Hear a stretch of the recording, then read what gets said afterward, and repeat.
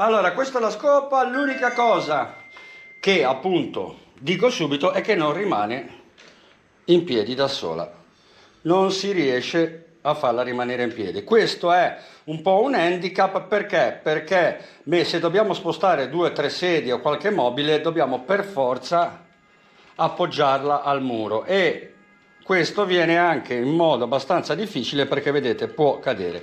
Quindi niente stare in verticale da sola.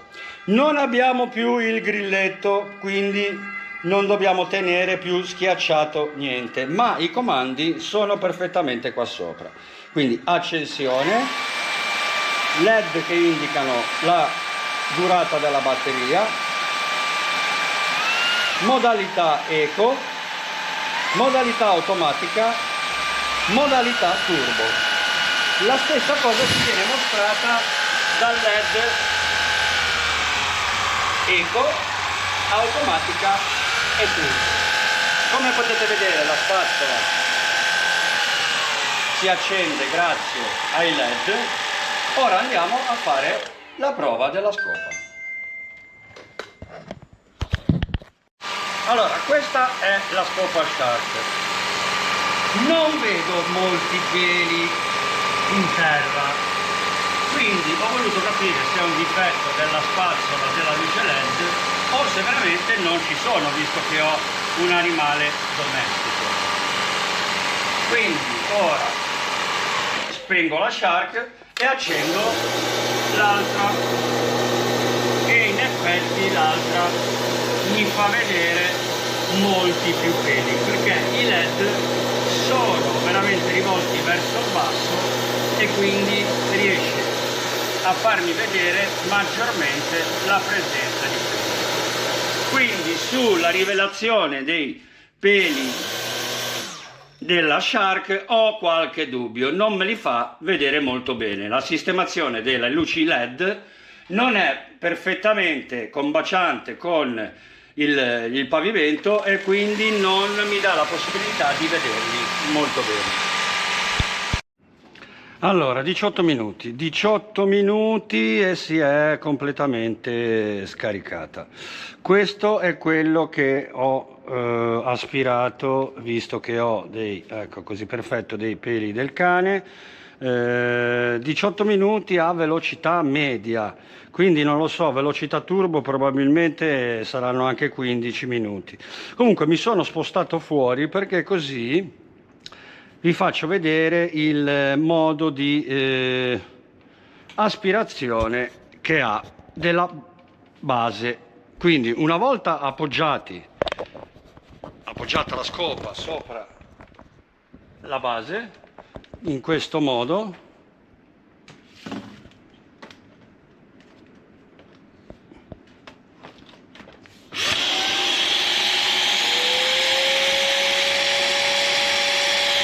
questa partirà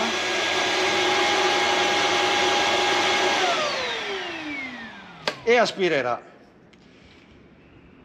Sono già rimasto male perché non mi ha portato via i peli del mio cane. Quindi riprovo a sollevare, riabbasso, ma i peli rimangono lì. Questo non mi è piaciuto e mi ha deluso moltissimo, perché io speravo proprio, visto che comunque sono i peli a ingombrare maggiormente il serbatoio, che tra l'altro è molto piccolino, non mi è piaciuto perché mi toccherà adesso aprire il serbatoio per poter estrarre a mano i peli. Comunque, qua abbiamo un tasto giorno e notte. Questo serve per abilitare solo la ricarica e disabilitare l'aspirazione automatica. Ora vi faccio vedere come si smonta la scopa e come si smonta l'aspirazione automatica, visto che devo farlo perché devo eliminare i peli da dentro la scopa, quelli che non sono riusciti a venire via con l'aspirazione automatica. Allora, per levare il serbatoio tra cui i peli sono rimasti agganciati e non è riuscito l'aspirazione automatica a togliere, basta schiacciare queste due, questo scende e in questo modo si riescono a levare i peli. La sporcizia, la polvere naturalmente è stata aspirata, i peli però evidentemente no. Per pulire meglio bisogna premere queste due parpelle sia da un lato che dall'altro e sfilare il tutto. Sfilando il tutto si ha appunto in mano il filtro che bisogna almeno pulire una volta ogni 15 giorni perché è un filtro EPA e se si tappano le microfori all'interno logicamente non farà più passare molta aria e quindi causerà problemi all'aspirazione, cioè non sarà più potente come prima. Si rincastra tutto all'interno così e si chiude il tutto. In questo modo si è pulito il serbatoio della scopa, della parte motore. Invece questo è quanto riguarda la base per lo svuotamento. C'è questo piccolo pulsante da premere e la base viene sollevata. Sollevandosi in questo modo possiamo andarla a riporre sopra al, come si può dire, bidone della spazzatura, premere questo tasto qua e questa fa cadere il tutto.